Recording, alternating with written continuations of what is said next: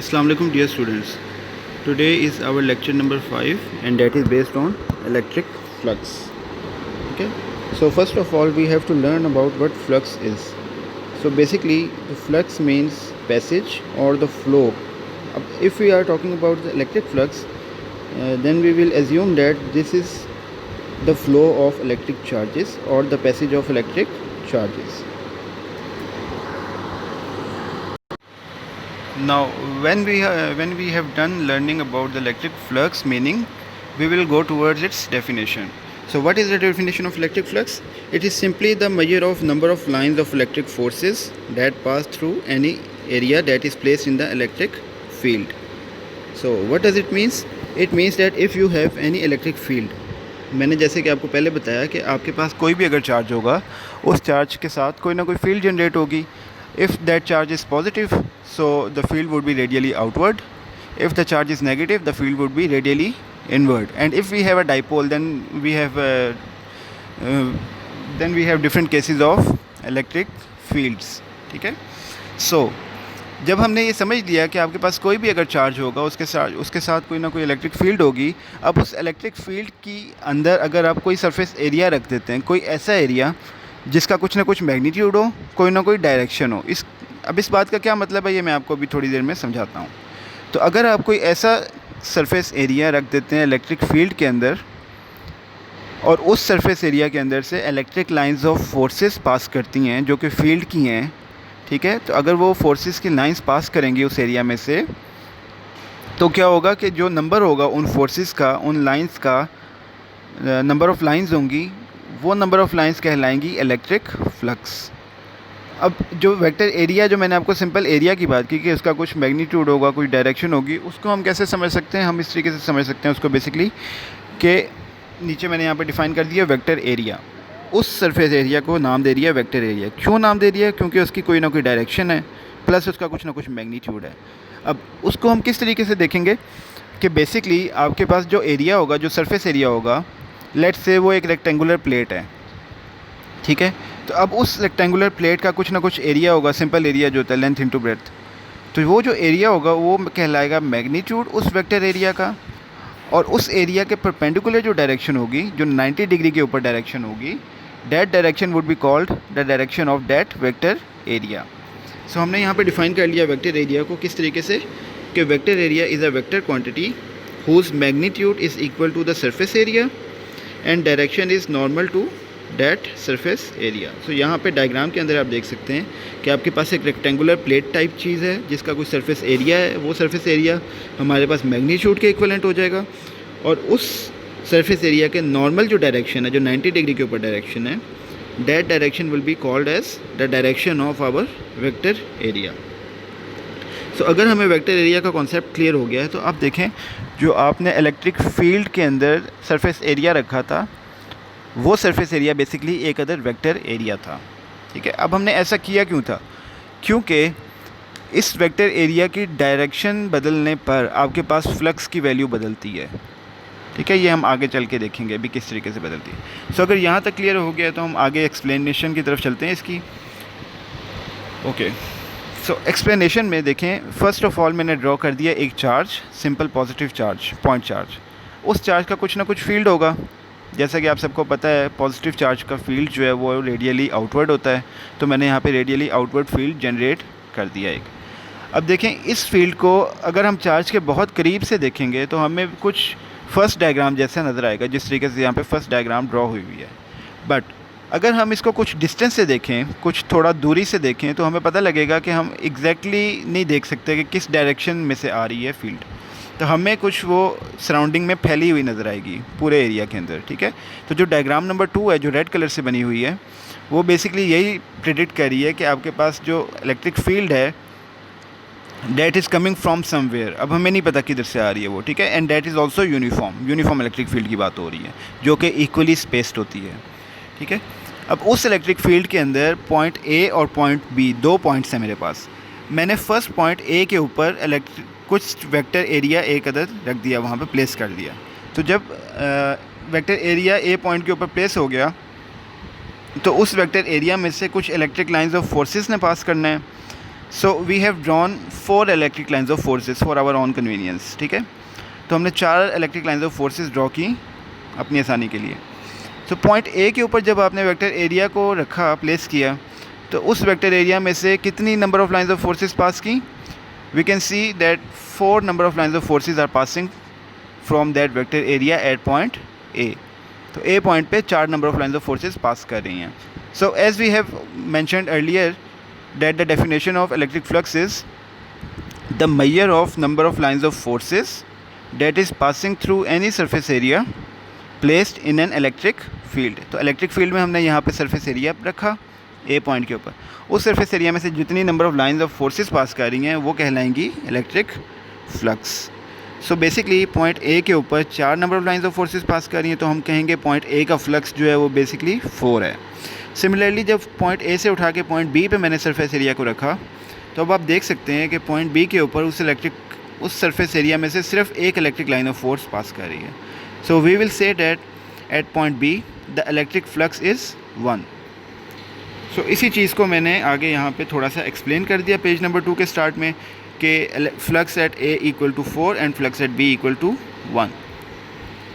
अब देखें, आपके पास जो फ्लक्स है जो हमने अभी ऊपर देखा डायग्राम के अंदर, वो बेसिकली क्या बता रहा है कि you have placed a surface area in electric field, ठीक है। आपने इलेक्ट्रिक फील्ड के अंदर एक सरफेस एरिया को प्लेस किया। अब जो इलेक्ट्रिक फील्ड का जो भी वैल्यू है, डायरेक्शन प्लस मैग्नीट्यूड, दोनों चीज़ें, वो इलेक्ट्रिक फील्ड की वैल्यू प्लस सरफेस एरिया और उसकी डायरेक्शन, ये चारों चीज़ें मैटर कर रही हैं हमारे पास।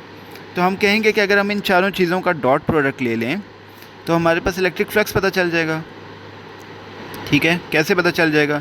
कि जो आपके पास डॉट प्रोडक्ट होगा that will be equal to E dot A. E is the vector electric field intensity and A is the vector area. जो हमारा वेक्टर एरिया, सरफेस एरिया हम जिसकी बात कर रहे हैं, वो ए हो जाएगा, ठीक है। तो यहाँ पे सेकंड डेफिनेशन मैंने लिख दी जो कि क्वाइट सिंपल है, जो याद करने में भी आसानी होगी आपको इलेक्ट्रिक फ्लक्स की। That is electric flux is simply the dot product of electric field intensity E and the vector area A. So if we write it mathematically, we can see that the electric flux is equal to E dot A, ठीक है। यहाँ तक इसको simple समझ लें। अब इसके बाद हमने लिख लिया कि जो आपके पास सिंबल होता है इलेक्ट्रिक फ्लक्स का, डेट इज़ फाई। फाई को लिखते कैसे हैं वो मैंने यहाँ पे आपको शो करवा दिया।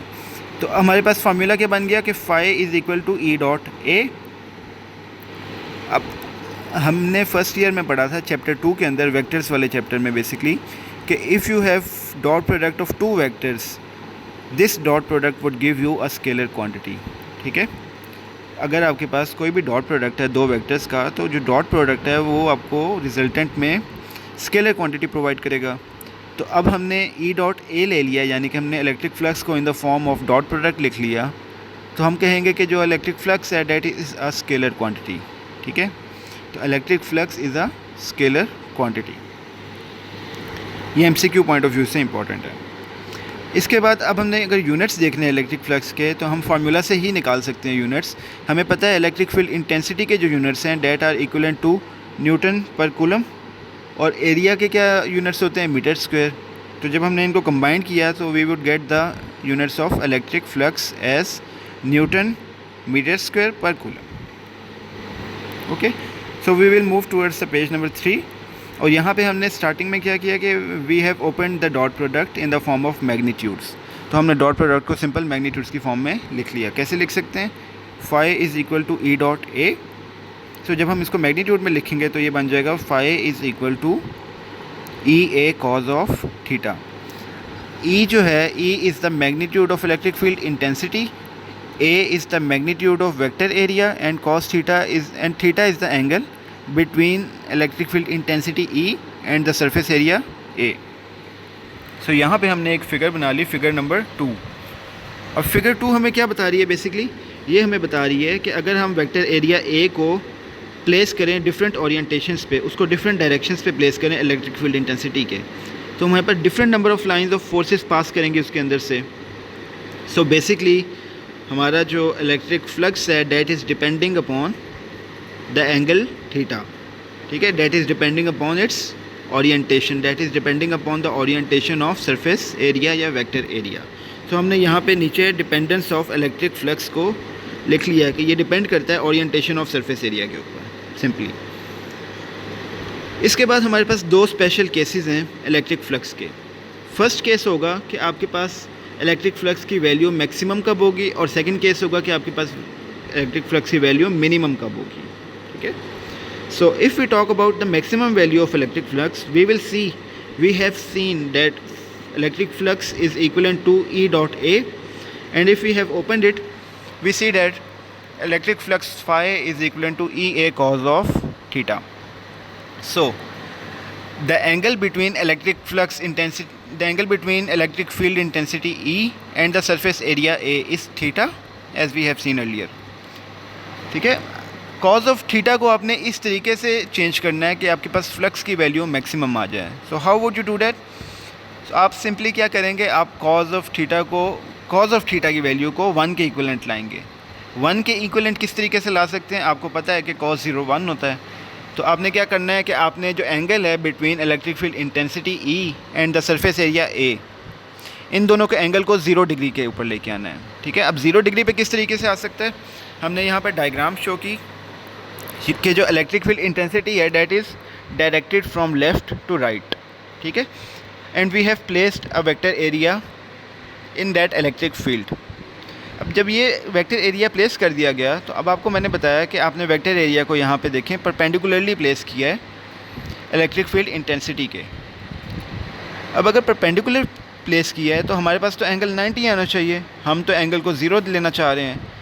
तो यहाँ पे मैंने आपको पहले बताया कि जो आपके पास वेक्टर एरिया है, जो एरिया होगा हमारे पास, उसके एंगल को नहीं देखना आपने, उसके नॉर्मल की डायरेक्शन को देखना है। बेसिकली नॉर्मल की डायरेक्शन का मतलब क्या है कि उसके फेस को देखना है। फॉर एग्ज़ाम्पल, अगर आप अपने सेल फ़ोन को वर्टिकली प्लेस कर देते हैं ज़मीन के ऊपर, सीधा हेड से पकड़ के ज़मीन पे रख देते हैं, तो आपके पास अब जो डायरेक्शन है, किस चीज़ की डायरेक्शन है? बेसिकली आपके पास जो डायरेक्शन होगी सेल फ़ोन की ज़मीन से, that is perpendicular to the earth, ज़मीन के परपेंडिकुलर हो गया। लेकिन जो आपके पास उस सेल फ़ोन के फेसेस की डायरेक्शन होगी, जो स्क्रीन की और जो बैक साइड की डायरेक्शन होगी, that are parallel to the direction of earth. तो ज़मीन के साथ साथ पैरेलल में वो लाइंस जा रही होंगी। So basically we are talking about that direction जो कि पैरेलल में होगी। ठीक है, जब आपने वेक्टर एरिया को इलेक्ट्रिक फील्ड इंटेंसिटी में प्लेस किया तो आपने उस वेक्टर एरिया का नॉर्मल देखना है कि नॉर्मल किस डायरेक्शन में जा रहा है। अब देखें, यहाँ पे नॉर्मल को ड्रॉ कर लिया हमने एन वेक्टर की सूरत में। तो N vector is directed towards the electric field intensity E. So E और एन वेक्टर के दरमियान का जो एंगल है डैट इज़ 0। तो जब हमने इसको 0 रखा और फार्मूला में पुट किया तो हमारे पास कॉज ऑफ 0 क्या आ गया? 1। और जो फाई की वैल्यू आएगी that will be the maximum value we could get, और वो किसके इक्वल होगी? That will be equal to the product of electric field intensity E and the vector area A। तो सिंपल प्रोडक्ट है, dot product नहीं होगा ये। ठीक है, तो अभी आप लोगों ने देख लिया कि जो फ्लक्स है वो मैक्सिमम कब होगा? जब उसके दरमियान में एंगल 0 होगा। तो यहाँ पे मैंने लिख दिया कि एंगल किस चीज़ के दरमियान में है? जो इलेक्ट्रिक फील्ड इंटेंसिटी है और जो सरफेस एरिया A है, इन दोनों के दरमियान का जो एंगल होगा वो आपके पास 0 होना चाहिए मैक्सिमम इलेक्ट्रिक फ्लक्स के लिए। आफ्टर डैट हमने कहा था कि जो सेकंड केस होगा स्पेशल, वो 0 फ्लक्स की बात करेगा या मिनिमम फ्लक्स की बात करेगा। तो मिनिमम फ्लक्स किस टाइम पे होगा? जब यही एंगल जो आपने पीछे 0 डिग्री के इक्वल रखा था, इसको आप कर देंगे 90 डिग्री। तो हमें पता है कॉज ऑफ 90 किसके इक्वल होता है? 0 के। तो जो हमारा फ्लक्स है डैट वुड बिकम 0। ठीक है, तो यहाँ पे सेकंड डायग्राम देख लें आप नीचे कि जो आपका वेक्टर एरिया है उसको कुछ इस तरीके से प्लेस किया कि उसका नॉर्मल जो है उसके जो परपेंडिकुलर डायरेक्शन है, अब उस परपेंडिकुलर डायरेक्शन के दरमियान और इलेक्ट्रिक फील्ड इंटेंसिटी के दरमियान का जो एंगल है डैट इज़ 90 डिग्रीज़। तो जब ये एंगल 90 डिग्री आप रखेंगे तो आपके पास इलेक्ट्रिक फ्लक्स बन जाएगा 0 डिग्री। तो यहाँ पे हमारा जो है इलेक्ट्रिक फ्लक्स का टॉपिक, सिंपल टॉपिक कंप्लीट हो गया है। ठीक है, आज का लेक्चर यहाँ पे कंप्लीट हो रहा है। Thank you very much.